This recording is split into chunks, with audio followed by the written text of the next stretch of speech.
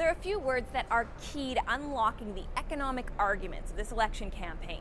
Let's take a look at what a few of them mean. Mr. Harper has got Canada heading into recession again.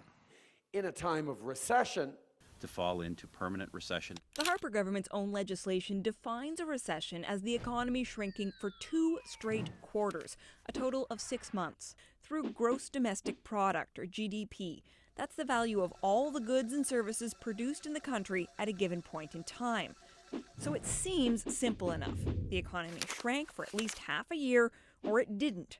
But there are also concepts like a technical recession. We are 1 month away from a technical definition of recession. Sure, the economy shrank for half a year, but it's one industry that's feeling the biggest pain: energy.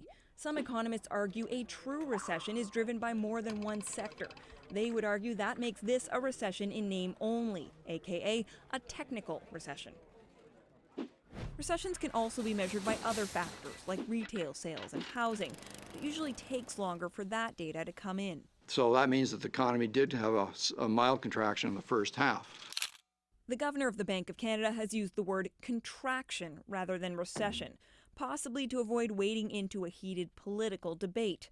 A contraction acknowledges the economy has gotten worse, but it doesn't say for how long, so it isn't necessarily as bad as a recession. Now the middle class sees its revenues stagnating. we're stagnating in growth. Economic stagnation is different from a recession. The economy doesn't have to shrink, but basically it comes to a standstill, either not growing or growing very little.